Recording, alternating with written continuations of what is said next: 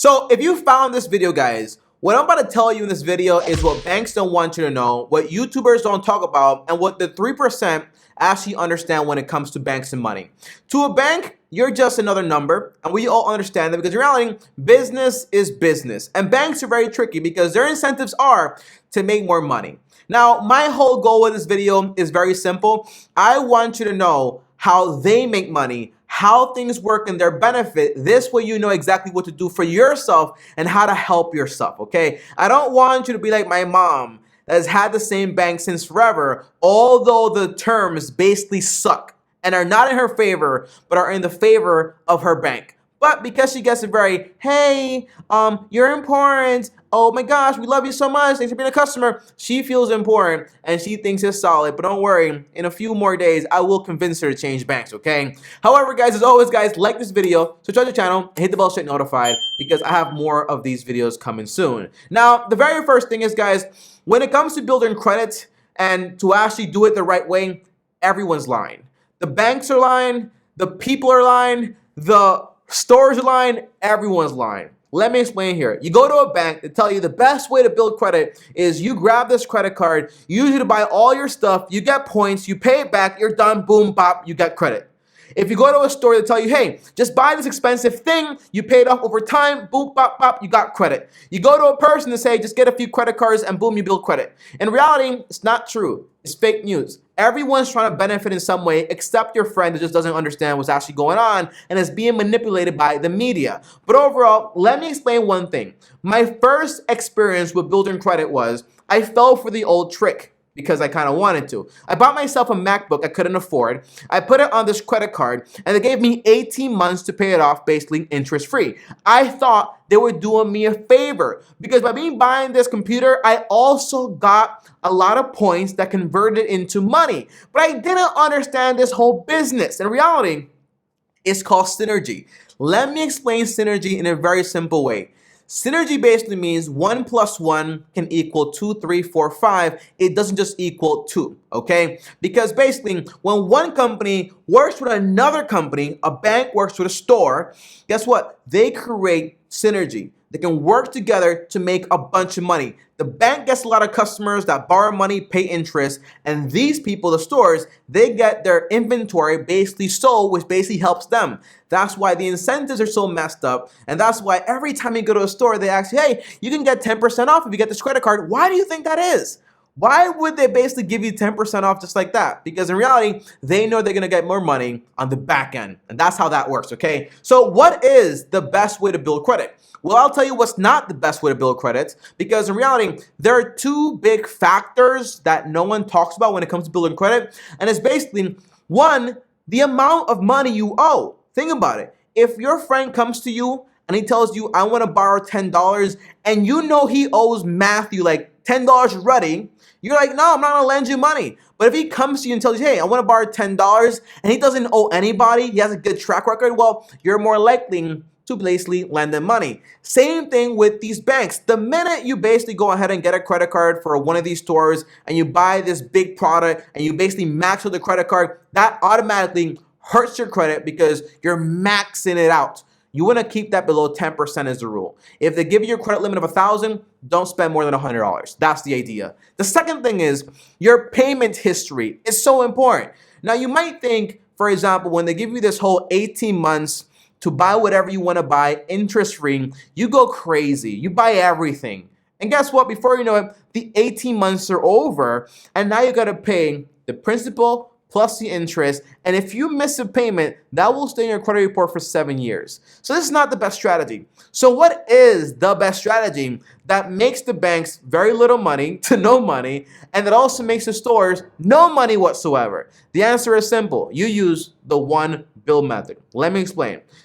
The idea is, if we know that the most important two parts of building credit are going to be payment history, and I'm sorry about that, payment history, and also, for example, the amount of money you actually owe, all you have to do is this. The reason a lot of people get these stored credit cards is because basically they know they're very easy to qualify for, right? But there are also other credit cards that actually allow you to qualify for too. For example, if you get a Capital One secure card, you got to deposit like 50 bucks in there, right? That's their insurance to make sure that if you default, they kind of have some money in there. If you get the Discover secure card, that basically is also like another $50 to $100 also. The idea is a secure credit card allows people with very little credits to get basically a credit card with some money inside of it that makes sure the lender knows if you can't pay, you have money in there. And they usually give you your own money as a credit line as you keep building on more trust. And by the way, you might say, Tommy, I don't want to spend 50 bucks, $100 on a credit card. That's stupid. The answer is you get your money back.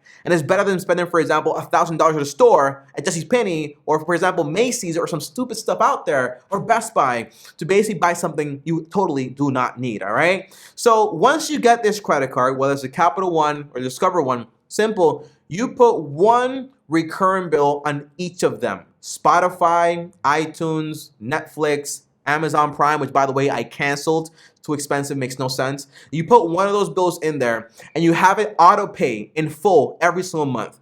Two things are gonna happen here. You will build, well, three things actually. You will build a good payment history because basically you'll never miss a payment. It's automatic, a small amount of money. You'll always have the money. Second, you'll always keep the balance low, which basically means it also improves your credit. And third, you will never pay interest because you will never carry a balance. The bank makes no money. No one's making money off of you because in reality, you are gonna have these bills either way. That's the idea. And by the way, what are the results here? Well, my credit score is pretty high, but my mom went from having no credit to having an over 730 credit score, which to me is awesome. So right now, as you guys can see, my credit score is about 766. And this basically gets me the best interest rates, the best of everything. I can basically qualify for whatever I want. But the point is, I didn't have to borrow a bunch of money to do it. I didn't have to pay people a bunch of interest, and I don't have to worry about a bunch of fees either. This way, the banks don't make money off of me, and no company makes money off of me either, okay? That's why they don't want you to know this. So the one bill method works all the way through. Get a credit card, one bill, set it to pay in full, that's it, forget about it, okay? I check my credit score like maybe once every 2-3 months. I basically had the app uninstalled, had to install it just for this video. I just really don't care about it because I know how it works and it's automatic. But that's not a good idea because you need to check it in case somebody does do some fraud, so don't forget that. Now, here's the second thing where everyone is lying also, okay? And it's basically the buying of a house. The bank is lying when it comes to the mortgage. The realtors don't work as hard to sell your house or buy you a house than they would with their own homes. And by the way, it's just a very tricky system because even the investment people are basically lying. A house, first of all, is not an investment. Don't believe the jokes, okay? Because when you buy a house for personal use, you have expenses that go along with that house. So once you input those expenses into your calculations for the future, in reality, you basically break even, or usually you lose a bunch of money. So here's what usually happens with banks. They call you, they tell you, hey, interest rates are low. Perfect time to buy a house right now. Everyone goes crazy, buy homes like crazy, prices go up, blah, blah, blah. You know how this story basically ends. Now, let me tell you something, quick and easy. You know how you get someone to buy something they absolutely have no business owning and cannot afford? Well, simple. You extend the amount of payments, you lower the interest rate a little bit, but then you keep them hooked for a very long time and it's still the same exact price. So people go ahead and say, I can't afford this $600,000 home to pay it off in 15 years, but I can definitely afford it in 30 years. I can basically afford it at a lower interest rate. And people think that basically, well, I'm beating the bank. I'm winning here because the bank is losing money. The bank doesn't lose money. These people are so tricky that it's actually funny. What they do is simple. Once they lend you the money and they have, for example, this mortgage, guess what? They package it, they sell it off, and they made their money from you on the fees already. They don't lose. So buying something you don't need is a terrible, terrible idea. And what usually happens is a few things, okay? People buy things they can't afford. Two things might happen here. First of all, you can pay it off in 30 years. That's the best scenario, and you end up with an asset that's actually not worth as much as you probably thought it was. And second, you get stuck with the asset. You can't afford it. You miss a few payments. You go bankrupt, and then that's not what you want. And the third, which I didn't mention here, is you struggle your whole life to have this thing that you basically can't afford. I'll give you guys an example here. My grandpa was sold the American dream. You know what that is, right? You come to America, you buy a home, you have a family, and blah, blah, blah, you have a job, okay? American dream. Awesome stuff. I love America.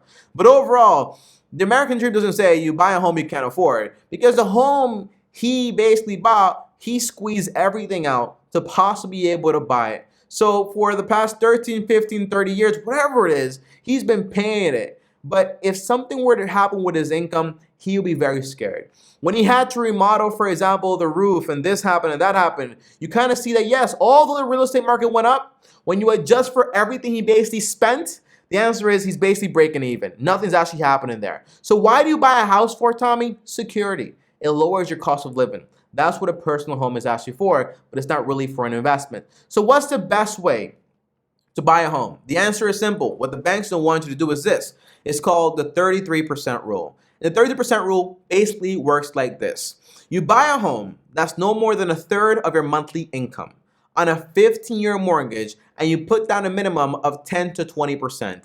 If you walk into a bank, tell them this, I guarantee you'll hear something like, you know, that's cool, but you don't need to do that. For a little bit more money, you know, we make it 30 years, you can actually buy a larger house because you're going to live in this thing forever. You don't need to put that much money down. That's fine. Just put down 3.5% so you can get mortgage insurance. Like, all this stuff makes absolutely no sense, because in reality, you get stuck owning something that you basically can't afford. But if you do it this way, you own something that you can afford to pay, even if you were to lose, for example, half your income. That's pretty cool. And you're also able, if you have some extra money on the side, to pay some more money extra to basically finish paying it off a lot faster, which means less interest, also less risk, because now you own the home faster, and that's just awesome overall. So the 30% rule is simple. Try to save 10% for the down payment. Buy a home that's no more than a third of your monthly income on a 15-year mortgage. And I know what people are going to say, Tommy, not everyone can afford this. I live in California. I live in New York. The answer is very simple.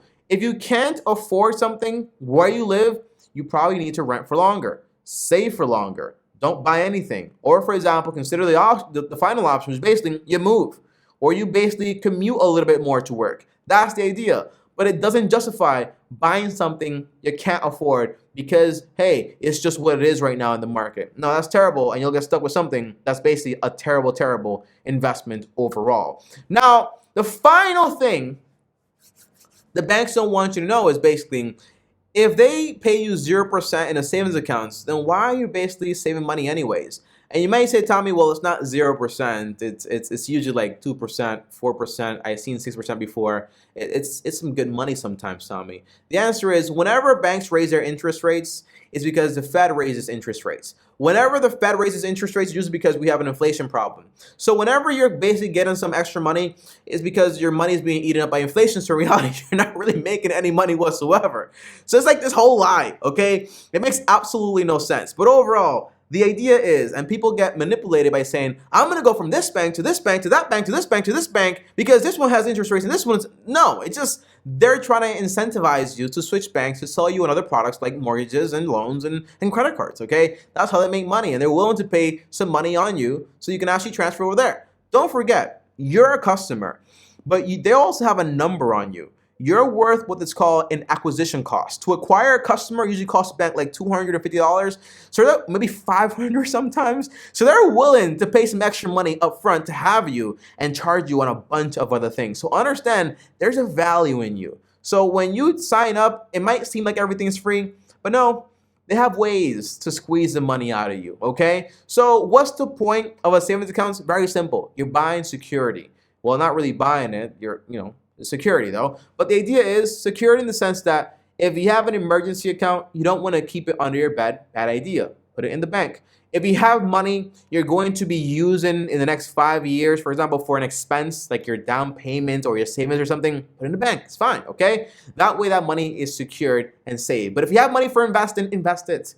If you have money for paying debt, pay debt. Money for having fun, spend it. But overall, the bank is not for hoarding money. It's a terrible way to actually do it. You know, there's this amazing quote in Wall Street that basically says the banking system is a three-way system, okay? Three-way system.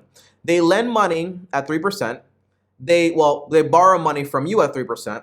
They lend it for an extra 3%, and they basically go play golf at 3 o'clock. It's a three business. You see, three, three, three, because banks make money in the spread. They pay you on your deposits. They grab that money, lend it for extra money, make money on the difference right there, and then they basically just go play some golf. That's the idea. So this is what banks don't want you to know. But overall, guys, I will say this. I've been dealing with banks all my life. And what I will tell you is, even when I was a kid, I wanted to be a teller at a bank. A lot of people don't know that. That was my dream. And in the banking system, there are a lot of great people. But when the whole system is just kind of built to acquire value from you, you got to understand what works best for you. Not just because someone nice is giving you advice doesn't mean you actually have to take it, okay? So guys, hopefully this video actually helps you. You walk away understanding the whole credit thing. Walk away understanding the whole buying a home thing. Walk away understanding how saving money actually affects you, okay? Now, as always, guys, if you made it all the way to the end of this video, comment down below bank so I know you made it all the way to the end. As always, guys, long-term team officially out. Up here is another video. Over here is my face. If you want to DM me and talk to me one-on-one, the link is also right here. I think is my Instagram, right? At TommyBryson. As always, peace. Long-term team out. Oh, by the way, don't get convinced by banks to do everything with them. Like, oh, my bank has the savings, the check-ins, the investments, the this, the that. No, shop around for everything. For everything. Forget all that I like doing everything in one place. That's stupid because there are other competitors out there offering you better deals. So take advantage of capitalism. All right?